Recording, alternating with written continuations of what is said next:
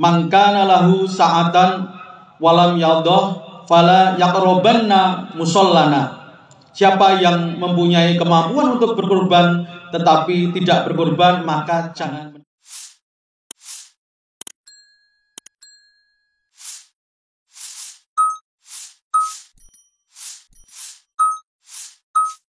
Jamaah yang dirahmati Allah, ada beberapa hikmah yang harus kita ambil dari ibadah kurban.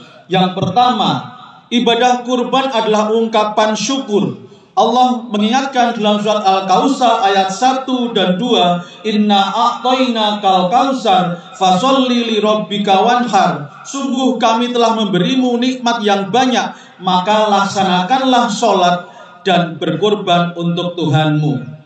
Mengingatkan diri dan keluarga untuk bersyukur adalah hal yang sangat penting, karena banyak orang yang tidak bersyukur bahkan ketika kenikmatan berlimpah. Diingatkan dalam surat Saba ayat 13, wa qalilum min ibadiyasy syakur. Sedikit sekali hamba yang mau bersyukur. Jangan sampai kita termasuk orang yang tidak bersyukur. Salah satunya kita mensyukuri kenikmatan rezeki dengan berkorban. Yang kedua, ibadah korban adalah pendekatan kepada Allah. Korban arti harfiahnya adalah pendekatan, dengan makna berkorban mendekatkan diri kepada Allah dan juga mendekatkan diri kepada sesama manusia. Mendekatkan diri pada Allah harus dibuktikan dengan mentaati perintahnya, termasuk ketika harus dengan modal harta dan kenikmatan yang lain. Jika seorang hamba mau mendekat pada Allah, maka Allah akan membalas pendekatan dengan yang jauh lebih baik. Wa in atani yamsi ataituhu harwalatan. Jika seorang hamba datang kepadaku dengan berjalan, maka aku Allah akan mendekatinya dengan berjalan cepat. Hadis riwayat Bukhari dan Muslim. Sesungguhnya secara objektif Allah itu dekat dengan hambanya. Sebagaimana disebutkan dalam surat Hadid ayat 4, wa huwa ma'akum ainama kuntum. Sesungguhnya dia Allah selalu beserta kamu, selalu ada di dekat kamu. Ibadah kurban adalah bagian dari latihan kita untuk penyadaran diri tentang kedekatan pada Allah. Contohlah Nabi Ibrahim alaihissalam yang selalu mendekat pada Allah dalam keadaan suka dan duka. Dalam surat As-Saffat ayat 99, wa qala inni dzahibun ila rabbi sayahdin. Dan Ibrahim berkata, sesungguhnya aku pergi menghadap Tuhanku dan dia akan memberikan petunjuk kepadaku.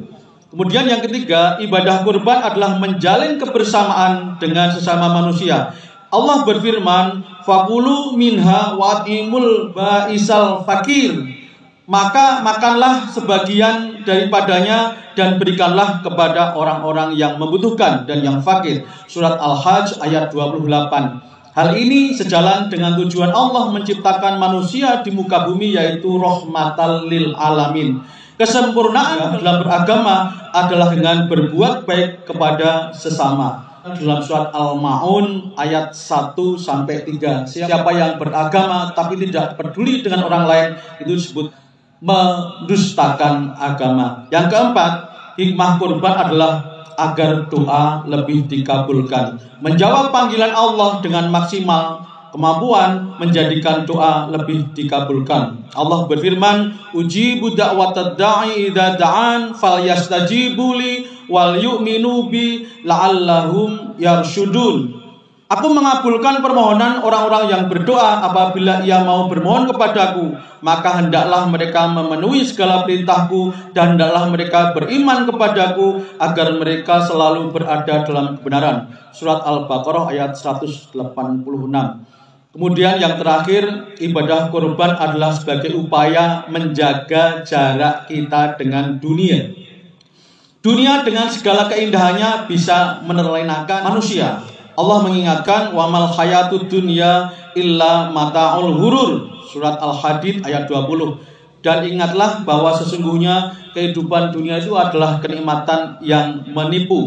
Berkaitan dengan menjalani kehidupan dunia, Ali bin Abi Thalib radhiyallahu an pernah memberikan nasihat, jalanilah kehidupan di dunia ini, tapi jangan biarkan dunia ini masuk ke dalam dirimu.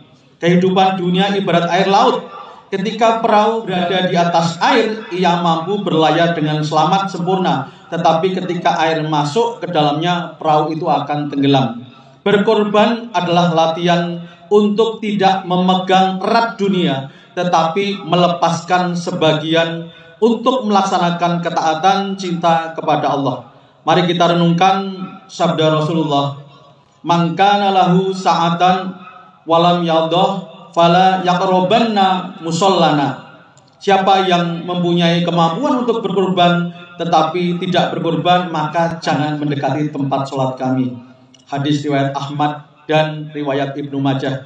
Betapa indahnya korban yang syarat makna bagi orang yang beriman. Diucapkan selamat bagi yang sudah berkorban tahun ini.